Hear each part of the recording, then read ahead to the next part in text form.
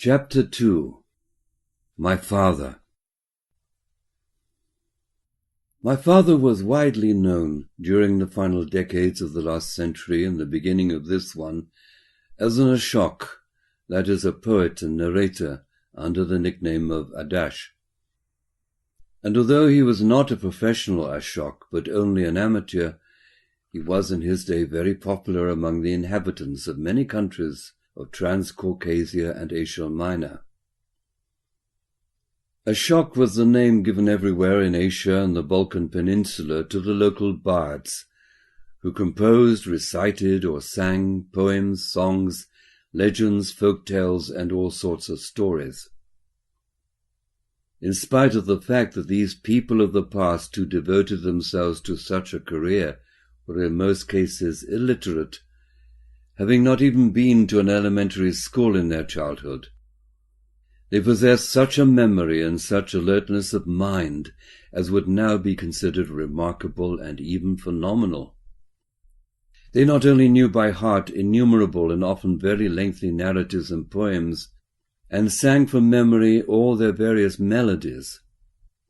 but when improvising in their own, so to say, subjective way, they hit upon the appropriate rhymes and changes of rhythm for their verses with astounding rapidity. At the present time, men with such abilities are no longer to be found anywhere. Even when I was very young, it was being said that they were becoming scarcer and scarcer.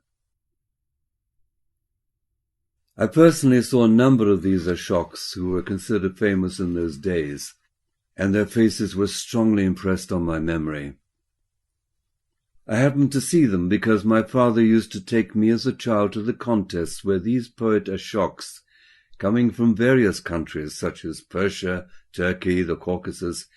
and even parts of Turkestan, competed before a great throng of people in improvising and singing. This usually proceeded in the following way. One of the participants in the contest chosen by lot would begin, in singing an improvised melody, to put to his partner some question on a religious or philosophical theme, or on the meaning and origin of some well-known legend, tradition, or belief, and the other would reply also in song and in his own improvised subjective melody. And these improvised subjective melodies, moreover,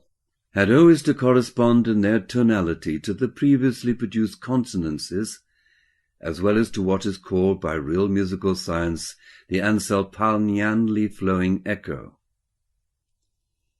All this was sung in verse, chiefly in Turco-Tartar,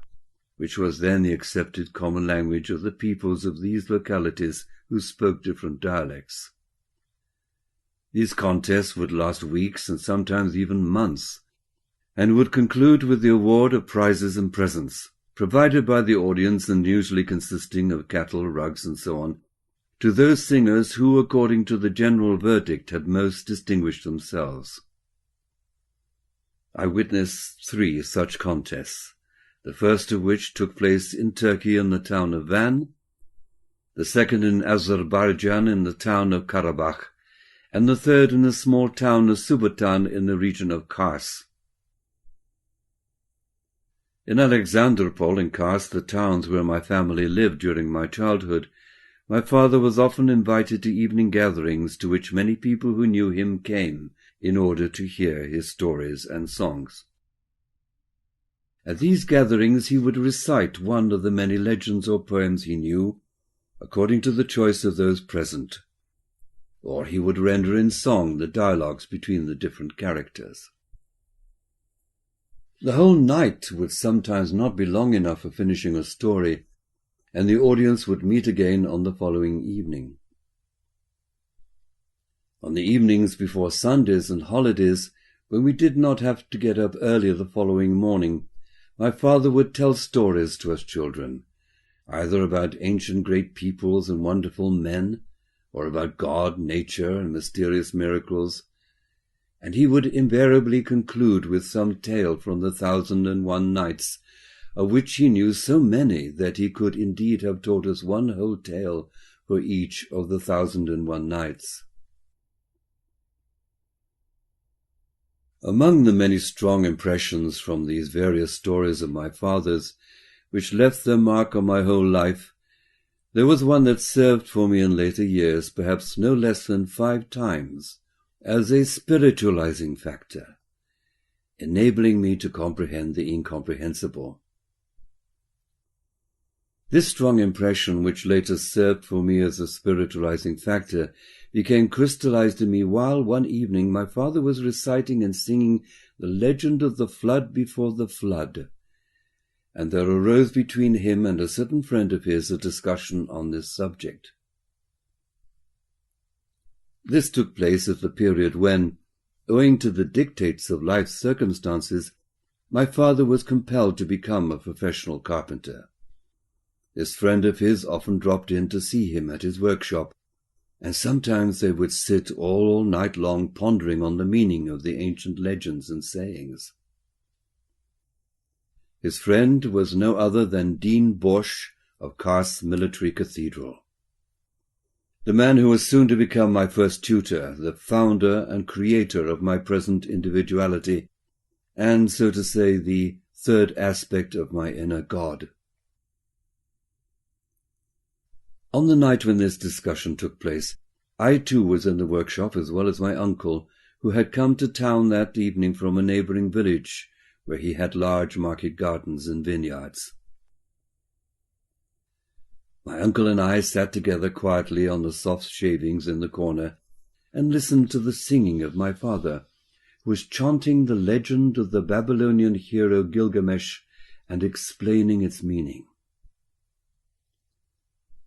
The discussion arose when my father had finished the 21st song of the legend, in which a certain Ut-Napishtim relates to Gilgamesh the story of the destruction by flood of the land of Shurappak. After this song, when my father paused to fill his pipe, he said that in his opinion the legend of Gilgamesh came from the Sumerians, a people more ancient than the Babylonians, and that undoubtedly just this same legend was the origin of the account of the flood in the Hebrew Bible, and served as a basis of the Christian worldview. Only the names and some details have been changed in certain places. The Father Dean began to object, bringing forward many data to the contrary, and the argument became so heated that they even forgot about sending me off to bed, as they usually did on such occasions. And my uncle and I also became so interested in their controversy that without moving we lay on the soft shavings until daybreak, when at last my father and his friend ended their discussion and parted. This 21st song was repeated in the course of that night so many times that it was engraved on my memory for life. In this song it is said, I will tell thee, Gilgamesh, of a mournful mystery of the gods. How once, having met together, they resolved to flood the land of Shurappak. Clear-eyed Ea, saying nothing to his father Anu, nor to the Lord the great Enlil, nor to the spreader of happiness Nemeru, nor even to the underworld prince Enua, called to him his son Ubaratut, said to him, Build thyself a ship, take with thee thy near ones, and what birds and beasts thou wilt. Irrevocably have the gods resolved to flood the land of Shurappak. The data formed in me during my childhood, thanks to the strong impressions I received during this discussion on an abstract theme, between these two persons who had lived their lives to old age relatively normally, led to a beneficent result for the formation of my individuality, which I first became aware of only much later, namely just before the general European war, and from then on it began to serve for me as the above-mentioned spiritualizing factor.